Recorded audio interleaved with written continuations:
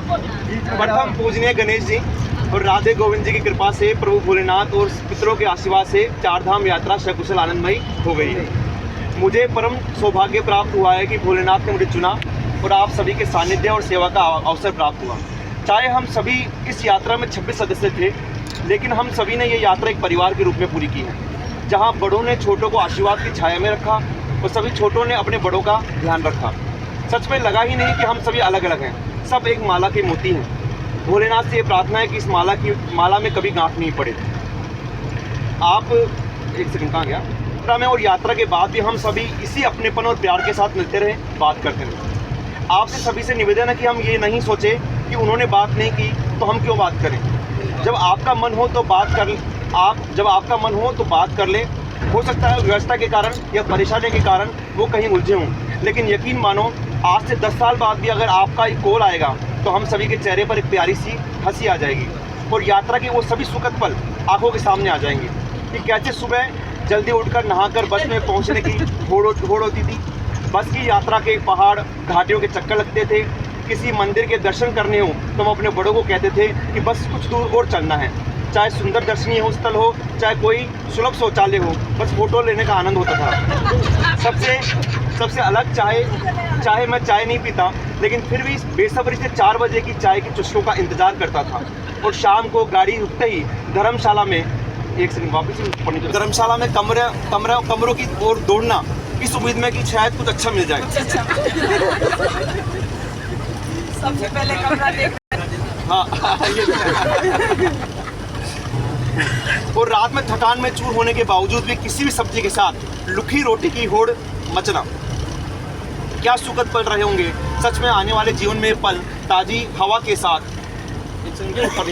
क्या सुखद पल रहे होंगे। सच में आने वाले जीवन में ये पल ताजी हवा के साथ आएंगे और हमारी ज़िंदगी को और एक बार टॉनिक दे जाएंगे। मैं इस कड़ी में अपने सभी सदस्यों की खूबियों को आपके सामने रखना चाहूँगा। पीछे से शुरू करता हूँ। अच्छा, पीछे से मतलब बस के पीछे की सीट से। हाँ, बस के पीछे की सीट से। नानी और ताई जी। एक लाइन से करूँगा। एक लाइन नहीं। एक से हाँ, नानी जी और ताई जी का पीछे बैठकर होले होले अपनी बात कहना और सोने का आनंद लेना हो। सेठ जी का गाड़ी रुकते ही सेठानी जी के लिए जग लेके भागना।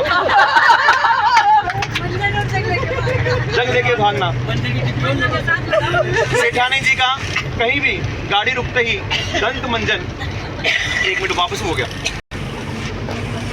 ऊपर नीचे रहता है। हाँ, सेठानी जी का कहीं भी गाड़ी रुकते दंत मंजन करने के लिए आनंद लेना। और हाँ, सेठानी जी का सेठ जी की प्यारी नोकझोंक और सेठानी जी का ऐसा ध्यान रखना जैसे कोई नवविवाहित जोड़ा हो। लोग गेट बंद हो गया। लोग ट्रेन के लिए बैठे। जीजाजी से दीदी का फोटो खींचने का कहना और कोई बात पर जीजाजी को डांटना प्यार से। गंगापुर अंकल, छोटे लिखा रहा हूँ। गंगापुर अंकल जी का हर समय पिट्ठू वालों को ढूंढना।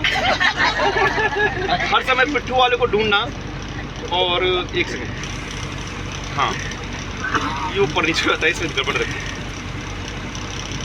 गंगापुर अंकल जी का हर समय पिट्ठू वालों को ढूंढना और ऐसा लगता है जैसे अंकल जी को अब आंटी से ज़्यादा पिट्ठू वाला याद आएगा। आंटी जी का उन्हें मीठे के लिए प्यार से टोकना।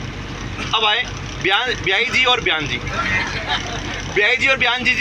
प्यारी सी जोड़ी।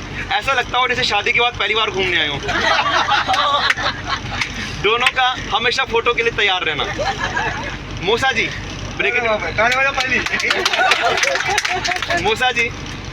ब्रैकेट में नेमी जी अंकल लिख दिया मैंने का हमेशा सभी का ख्याल रखना और पूरी जिम्मेदारी निभाना। और मौसी जी का हर बात में खुश रहना। अब बात हो तो भगत जी, उनकी भक्ति का क्या कहना, कहीं भी लीन हो जाना। और आंटी जी का हर पर उनका साथ देना। बात करते करते अब हम हमारी सबसे प्यारी और छोटी सदस्य नेहा का, उसकी प्यारी बातों ने हमारी थकान ही दूर कर दी। उसका पापा को प्यार से बोलना कि मुझे कुरकुरे खाना है। और हमारी गीता भाभी जी का सबके साथ प्यार से रहना और खुशनुमा रहना। सेठानी जी मतलब आपका ब्रैकेट में लिख दिया मैंने, प्रकाश जी। अब वो मुझे ध्यान देता। प्रकाश जी, हाँ, प्रकाश जी के साथ फोटो खिंचाने पर शर्माना। लेकिन एक बार खींच रहा था फोटो, हाथ रख देते, मना कर दिया नहीं मैं शर्मा। लेकिन प्रकाश जी का उनका हमेशा ध्यान रखना। अब बात करते करते झुनझुन जी की बातों में हमेशा खुश रहना और एक प्रभावशाली और दबंग व्यक्तित्व की धनी। अब बात करते हैं हमारी धर्मपत्नी जी की। यात्रा में जैसे खिड़की से बाहर उनकी नजर बस एक चीज को ढूंढ रही हो, एक चीज को ढूंढ रही हो, मैगी मैगी मैगी मैगी। सही सही, वो है मैगी। बस मैगी आते ही ये सब कुछ मिल गया हो।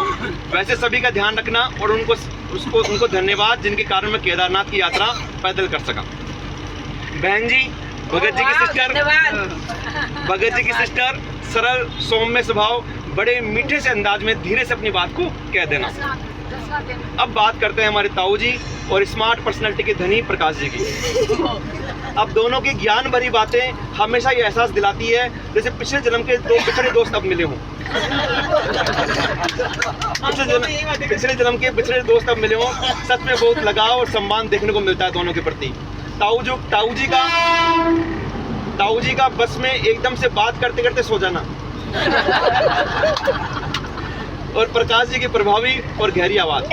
अब बात करते हैं हमारे पापा जी, उनका कुछ ना कहकर भी बहुत कुछ कह जाना और जब मूड हो तो सबको हंसा जाना। अब बात करते हैं मम्मी की, सबको इनके भजनों का इंतजार रहता है। पूरी गाड़ी का माहौल भक्तिमय कर देते हैं इनके भजन महिला भजन मंडली की लीडर। अब बात करते हैं हमारे प्यारे राज दुलारे, सबको हंसाने वाले बंटी भैया के, सबका अपने परिवार की तरह ध्यान रखने वाले। एक सेकंड वापस नहीं निकल गया। वाले बंटी भैया की, सबका अपने परिवार की तरह ध्यान रखने वाले, सबके सहयोग को हमेशा तत्पर। किसी के थैले से कोई भी खाने की चीज निकलानी हो या दिल में छुपी हुई कोई बात निकलानी हो, इनका कोई सानी नहीं। बंटी भैया को दिल से थैंक्स, इनके बिना ये यात्रा इतनी सुखद और शानदार नहीं हो पाती। और सबसे अंत में हमारे मनीष भैया यानी मेरी, जितनी तारीफ की जाए कम है।